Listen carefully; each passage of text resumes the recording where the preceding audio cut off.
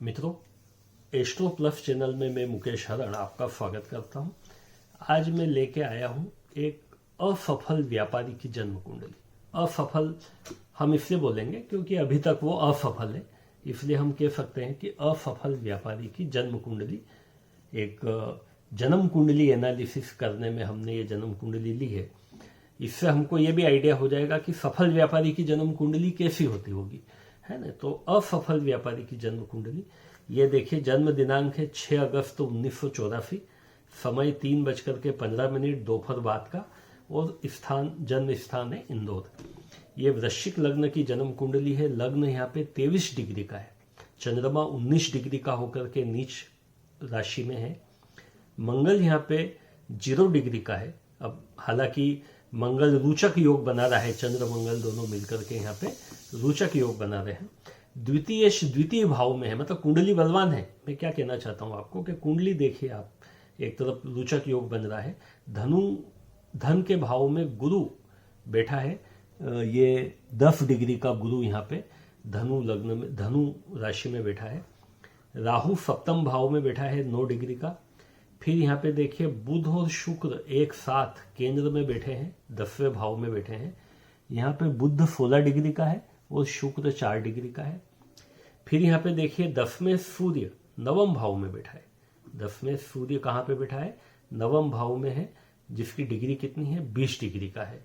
और शनि तुला में बैठा हुआ है 12वें भाव में, जो कि 16 डिग्री का है। मतलब कुंडली में आप देखिए शनि स्वराशि का है, उच्च का है तुला राशि में, गुरु स्वराशि का है, मंगल स्वराशि का है, और सूर्य जो है वो अपने मित्र के भाव में बैठा है 10वें होकर के 9वें भाव में। मतलब कुंडली आप देखोगे तो बहुत ही आपको पावरफुल नजर आएगी। अब चलित कुंडली अपन देखें, लग्न ये 23 डिग्री का है, मंगल यहाँ पे 0 डिग्री का है, तो मंगल 12वें भाव में चला गया।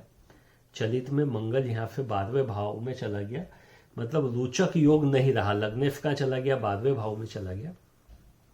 फिर शुक्र 9वें भाव में आ गया, मतलब शुक्र जो बुध के साथ 10वें भाव में था, शुक्र कहाँ पे आ गया? 9वें भाव में। शुक्र सूर्य के साथ आ गया। और राहु जो सप्तम भाव में था वो चला गया 6ठे भाव में। राहु का चला गया 6ठे भाव में। शनि अपने स्थान पर ही है। मतलब चलित कुंडली में 3 ग्रह कमजोर हो गए। कौन कौन से 3 ग्रह कमजोर हो गए? एक तो आपका मंगल कमजोर हो गया है, एक आपका शुक्र कमजोर हो गया है, और एक आपका राहु कमजोर हो गया। मतलब ये तीनों अपना फल कम देने वाले हैं, कम है। अब राहु कमजोर हो गया, इसी प्रकार से केतु भी यहाँ पे चला गया, तो ये केतु भी कमजोर हो गया। तो ये 4 ग्रह जो है इस पत्रिका में चलित देखने से मालूम पड़ता है कि कमजोर है। चंद्रमा अच्छा है, लेकिन चंद्रमा भाग्य का स्वामी होकर के नीच भाव में है, लग्न में, मतलब कमजोर हो गया, यानी कि नीच होने से कमजोर है। चंद्रमा नीच का होने से कमजोर है। गुरु पावरफुल है धन भाव में, और शनि यहाँ पे तुला राशि में 12वें भाव में, यह भी पावरफुल है। तो इस पत्रिका में अब कौन कौन पावरफुल बचे? सूर्य, शनि, गुरु और बुध। ठीक, तो ये 4 ग्रह पावरफुल है, गुरु, शनि, बुध और सूर्य। अब वृश्चिक लग्न में गुरु कारक होता है, वृश्चिक लग्न में गुरु कारक होता है, मतलब ये बहुत अच्छा फल देने की स्थिति में है, और ये धन भाव में है। इसी प्रकार से वृश्चिक लग्न के अंदर चंद्रमा पावरफुल होकर के योग कारक होता है, लेकिन फिलहाल यहाँ पे नीच राशि में है। गुरु धनेश और पंचमे होकर के, तो गुरु को हमने ब्रैकेट में डाल दिया है कि ये पावरफुल है। सूर्य भी पावरफुल होता है क्योंकि ये 10वें भाव का स्वामी है और 9वें भाव में पड़ा है, तो सूर्य भी यहाँ पे पावरफुल है। अब ये इसकी नवमांश कुंडली है व्यक्ति की। अब देखिए यहाँ पे नवमांश कुंडली में शनि 9वें भाव में है, मतलब अच्छा है, खुद की राशि में है। फिर आपका शुक्र देखिए आप यहाँ पे, ये वृषभ राशि में, ये भी खुद की राशि में है। यहाँ पे देखिए गुरु उच्च का है, मंगल नीच का है, मतलब 6ठे भाव में नीच भंग राजयोग नवमांश कुंडली में बन रहा है।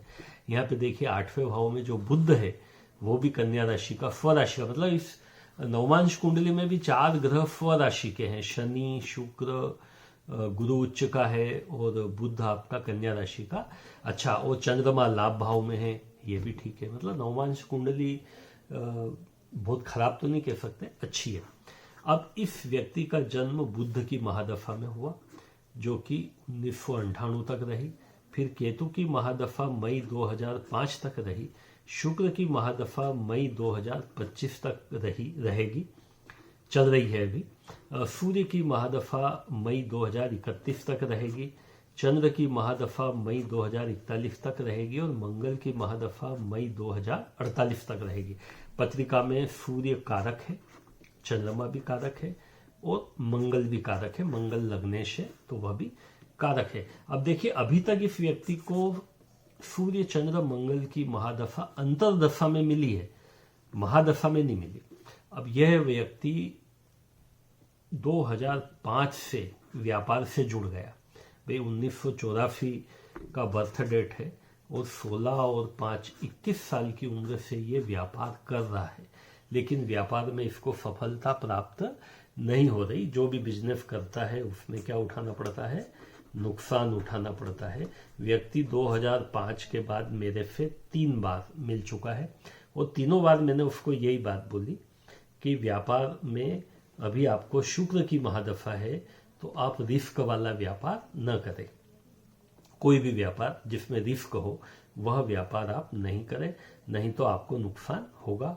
ऐसा व्यापार ही करें जिसमें सुनिश्चित लाभ मिलने का प्रतिशत सबसे ज्यादा हो, मतलब सुनिश्चित लाभ हो, ऐसा ही व्यापार करें। किसी भी प्रकार के रिस्क का व्यापार न करें। लेकिन वो बार बार व्यापार में नुकसान उठाते हैं और मेरे से फिर पूछने के लिए चले आते हैं और मैंने कहा कि यदि आपको रिस्क लेना है तो मई 2025 के बाद रिस्क ले, क्योंकि उसके बाद भाग्य आपका साथ देगा।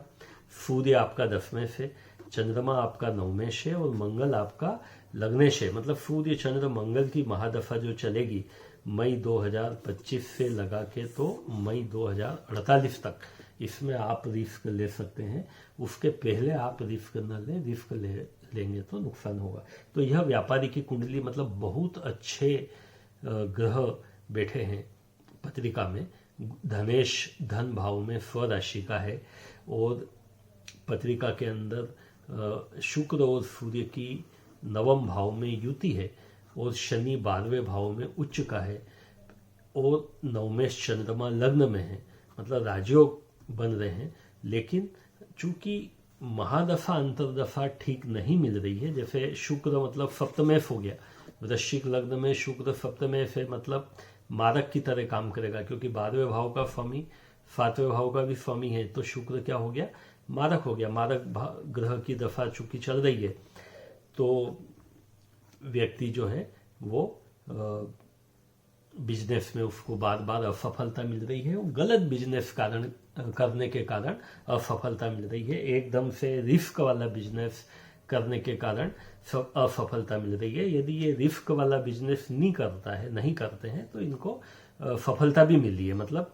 कुछ ऐसे बिजनेस जिसमें रिस्क नहीं होती है उसमें ये सफल रहे हैं और रिस्क वाले बिजनेस में इनको नुकसान हुआ है। तो अच्छी दफा न मिलने के कारण नुकसान हो रहा है। मतलब पत्रिका मजबूत होने के बावजूद वर्तमान में मई 2025 तक व्यक्ति को भाग्य का सहयोग नहीं मिल रहा है। मतलब भाग्य का सहयोग तभी मिलता है जब पत्रिका अच्छी हो, साथ में हमको महादशाएं भी अच्छी चल रही हो, तब हमको भाग्य का सहयोग मिलता है, अन्यथा मुश्किल है। तो ये एक असफल व्यापारी की जन्म कुंडली में आपके सामने लेके आया था। यदि आपको पसंद आया हो तो आप लाइक करें, शेयर करें, सब्सक्राइब करें। धन्यवाद।